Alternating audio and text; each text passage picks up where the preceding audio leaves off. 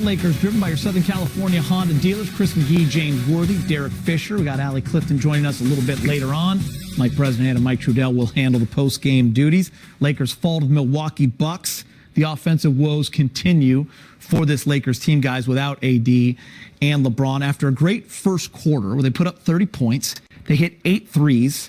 The rest of the way, they go just 2 for 23 from three-point land. 2 for 23 the last 3 quarters. James, they failed to reach 100 points again. 22 turnovers that led to 27 points. Yeah, I mean, this goes to show you that it's a 48-minute game, okay? No matter how you come out of the blocks, which I thought the Lakers did a really good job. They hit some threes in the first 8 of them. That's a lot. But you can see as the game goes on, it's a 48-minute game. And Milwaukee came alive and, they began to, make their presence known defensively. And they have more than one weapon. They got some weapons on that team. Middleton is really a hot guy. Holiday, Dante can get a hot.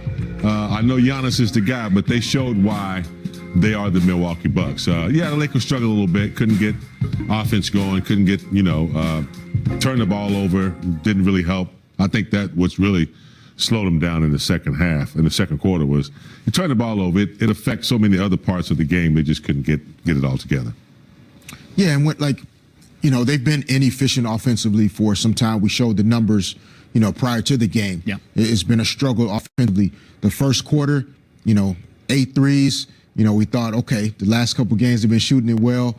Maybe that this will be the night that they can, put a few quarters together. But Milwaukee is so efficient offensively, really difficult to slow them down as the game went on. I thought even though the Lakers struggled, which when you're not making shots, you do start to lose some energy defensively.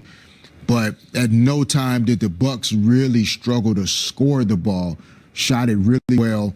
And, over the course of a game, 2 30-point quarters by the Bucks, second quarter, third quarter. And it was tough to slow them down. And whether it's the energy dropping or you're starting to get out hustled because of so many turnovers or you just can't find that rhythm, let's talk about the wind going out of the sails for the team and fans, for all of us. I mean, the big news, Andre Drummond becomes a Laker. He's going to play. He's going to start. But you only really get to see him for 14 minutes. He comes out in that second half, doesn't start. You see him kind of playing with the toe sleeve, goes to the locker room, does not return, guys. So 14 minutes of action. Big toe on the right foot, contusion.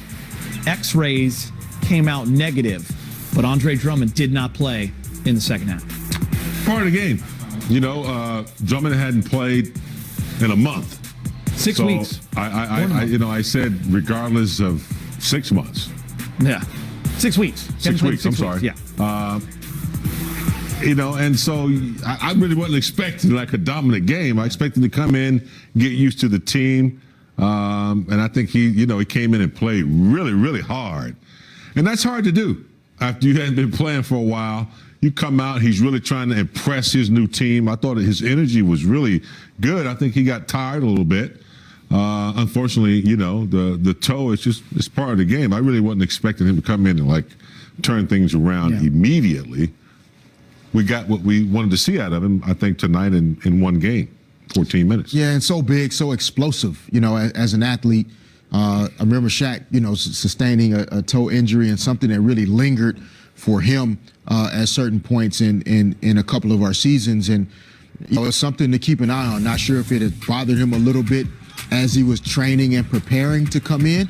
But as James said, to be in the condition that it took to just show up tonight and play 14 NBA minutes at high intensity, it's hard. That means he's been working out really, really hard. So definitely not something to rush him back if it really is, a contusion or something that's been kind of lingering a little bit over the last couple weeks. By the way, Fish, that Shaq toe injury, the biggest toe injury I can ever remember, no pun intended, that was a big deal.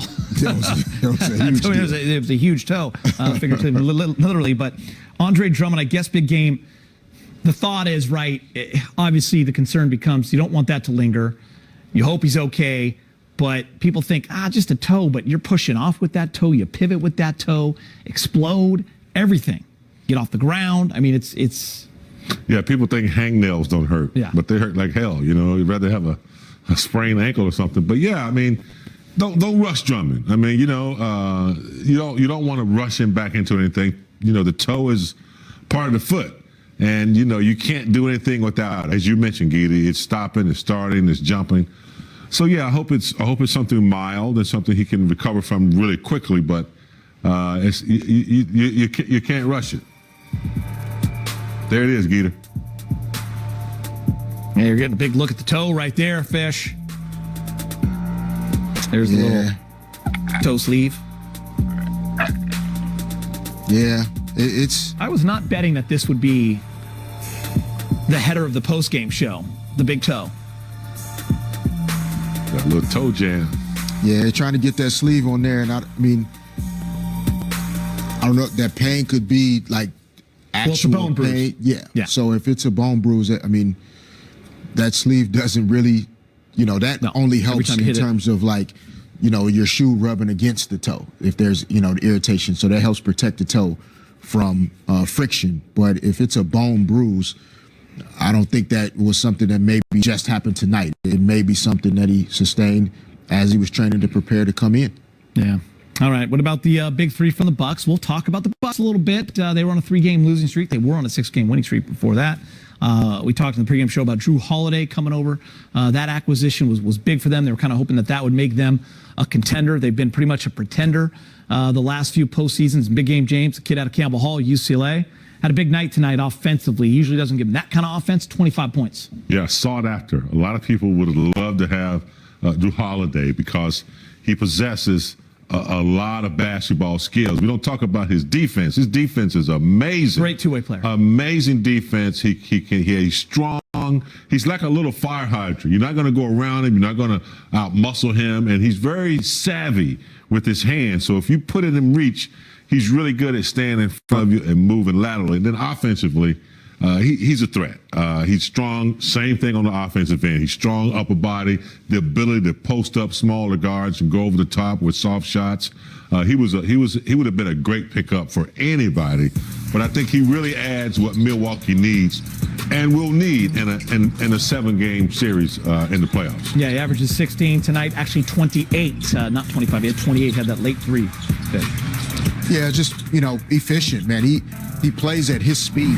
Even as a young player, he doesn't play too fast, makes good decisions with the basketball. Like James said, he's an elite defender. Long arms, even though he's, probably listed at 6'4", 6'5", his arms are really long, can guard bigger players.